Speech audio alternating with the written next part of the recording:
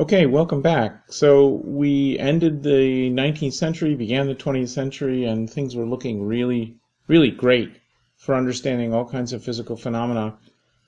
But there were a few problems. We had some things that the pillars of classical physics could not appear to explain. And we're going to talk about them. And they will turn into a crisis, really, for classical physics. So what are the few problems, both experimental and theoretical? The first one is known as the photoelectric effect. This experiment became possible to do because of increasing technology. It became possible to take a piece of metal and clean it very thoroughly with no oxide layer. You could then shine light on it, and then electrons would be emitted. And you could measure the energy of the electrons and, more importantly, measure the maximum energy of the electrons emitted as a function of the frequency and intensity of the light shown on the surface. And you could do this with different metals. Okay, so this should be something you can predict classically. And the classical prediction, which is pretty much model independent, that is, it doesn't depend on the details, it only depends on a few things. Depends on the fact that light is really supposed to be a wave. You can predict the following things. First, any and all frequencies will eject electrons. So, and if the light is intense enough, you'll always get electrons. So you shine light on the surface and you get electrons out. And it doesn't matter what the frequency is, you should always have this happen. The light as a wave will pump in the energy and eventually electrons will come out. If you wait long enough and the light is intense enough, you get them. Second, the maximum kinetic energy of the electrons is a function of the intensity of the light. So the intensity of the light is a measure of the amplitude of the wave. The amplitude squared is the intensity. So more intense light is taller waves. Taller waves means more energy being pumped in per wave. So if you have more energy being pumped in per wave, you should expect to see more kinetic energy of the electrons coming out. So more intense light, taller waves, more energy coming out. And then finally, we expect that there is a time delay. That is, it takes some time for these waves to pump the energy in. So, you should have to wait to see these electrons come out. Now, what did we see? What we saw was completely wrong. The data were not that. First, there's a cutoff frequency. Not all frequencies produce electrons no matter how intense the light. You can wait forever. So some frequencies don't work. They don't produce electrons at all. And this cutoff frequency, the frequency below which no electrons come out, is material dependent. That's just simply not supposed to happen classically. Next, the maximum kinetic energy of the emitted electrons is a function of the frequency, not the intensity. The frequency should not be affecting how energetic the electrons are. So there's no classical real explanation for this, right? The frequency should not be telling you this. The light is a wave. The wave amplitude is related to the intensity. The intensity should be what matters in terms of generating the energy.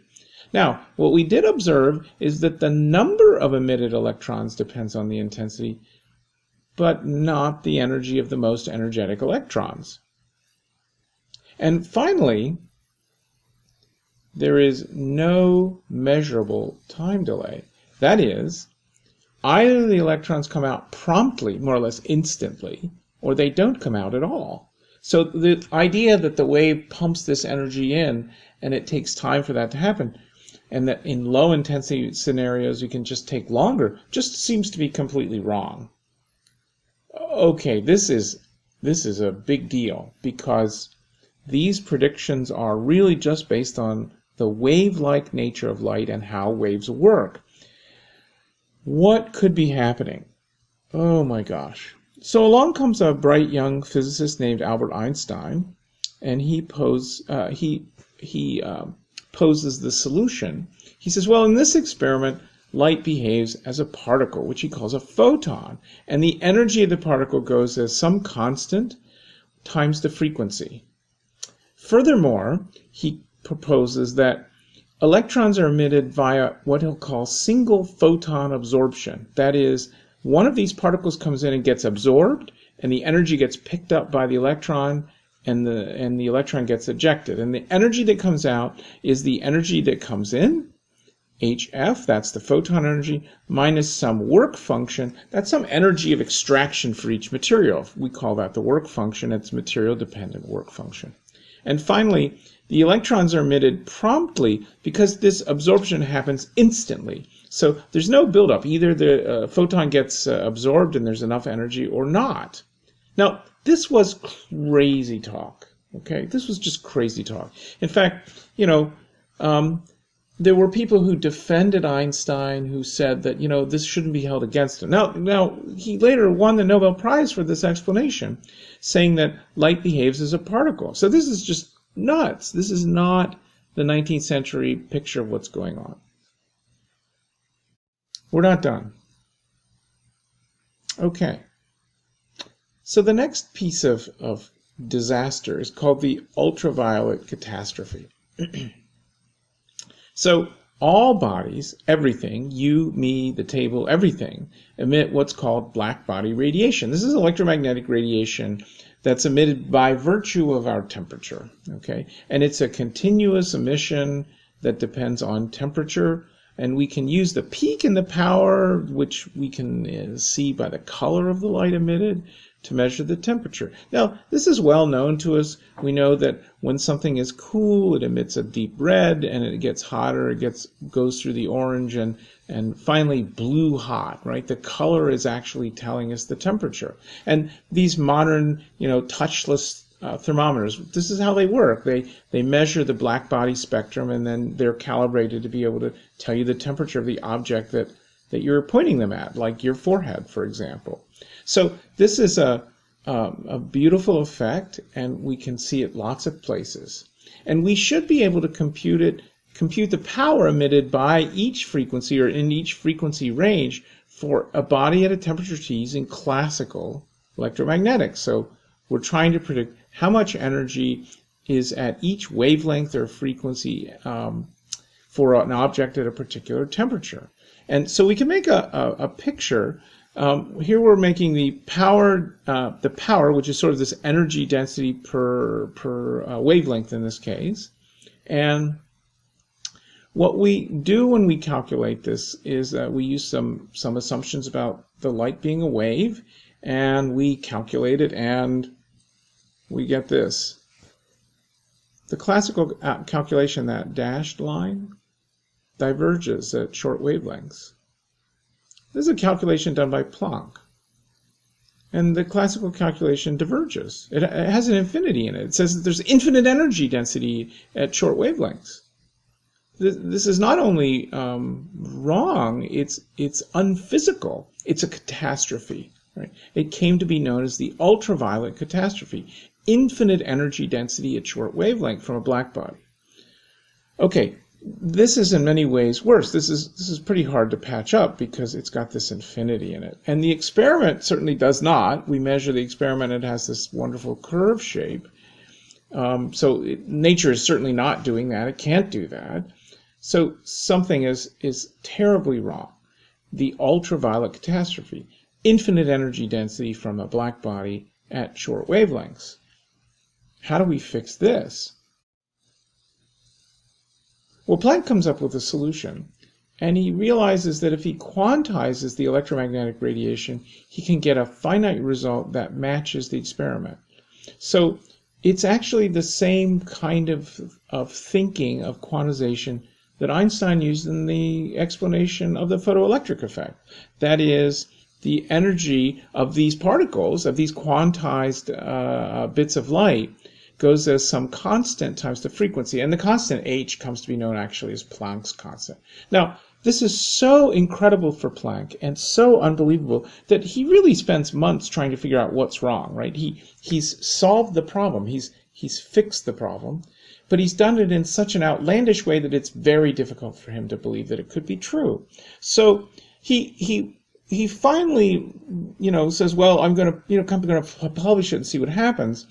And in fact, ultimately, it turns out to be the right explanation for what's going on, this quantization, and these photons appear again in another experiment. So now there are two cases where light is quantized and particle-like. One maybe you could get around, maybe you could make some argument about that, but two is going to be pretty hard. And now there's atomic spectroscopy. The third case we'll discuss. So it became possible at the latter half of the 19th century, beginning of the 20th century, to purify gases and put them in a glass tube. And you could really purify gases well enough to do this. And if you run a current through the tube, the gas will glow, and you can measure the frequencies of the light emitted. This is called atomic spectroscopy. You're exciting the atoms in the gas, and you're producing this electromagnetic radiation. Now, classically, we get electromagnetic radiation light by the acceleration of charge. So if we take, let's say, an atom and we excite the electron via electrical means, as it spirals back into its default position, it should emit electromagnetic radiation, because it's accelerating because of this circular motion. And that radiation should be continuous. You should see a continuous spectrum of light, all different frequencies, a smooth distribution of light. But that's not what we saw. What we saw were discrete frequencies emitted that were dependent on each particular atom, element, molecule, whatever. And we call these spectral lines, these discrete frequencies of light emitted by this excited gas. And you could Rydberg wrote a little empirical equation for the positions of the lines, and he could write that 1 over the wavelength of the spectral line emitted for hydrogen went as a constant, known as the Rydberg constant, times the difference of 1 over an integer squared minus 1 over another integer squared, and r is this Rydberg constant. So these discrete frequencies really aren't supposed to be there at all, because you would expect this to be a nice kind of continuous distribution of light. So seeing the discrete lines shouldn't be there. So what do we do with this? Well, Niels Bohr constructs what's known as the Bohr model of hydrogen. And he makes a model. It's not a theory. He makes assertions. The assertions are that the electrons can only exist in certain allowed discrete radii. So he's quantizing the positions, the radii that the electrons are allowed to be in. He says that they don't radiate while they're in these orbits. Well, all electrons that are circulating in a circular orbit are accelerating, they should radiate, and Bohr says, well, these don't. Okay, so as long as there are these discrete radii, and they're only allowed in these radii, they don't radiate while they're in them. And they do mediate when they undergo a transition from a higher orbit to a lower orbit. So when they fall from a large orbit to a small orbit, they radiate light. While they're in the orbit, in these discrete orbits, no radiation. And this transition is instantaneous. So we never see them in between. So using this Bohr model, and there's quantization of angular momentum here because you quantize these radii, quantization of energy because we've said that the energies of the radii are fixed and the transitions give these spectra. Bohr not only has a beautiful model, but it can describe the Rydberg constant and the Rydberg equation. So we now have yet another example of quantization, in this case quantizing the electron positions and the light coming out. So now it's the beginning of the 20th century, and we have real experiments and real calculations from well-established theories that don't work. So our conclusion must be, if we can't patch it, Classical physics is broken. Something's wrong. Something's terribly wrong. We're going to have something new. And that leads us to the rise of quantum mechanics, which we'll talk about next.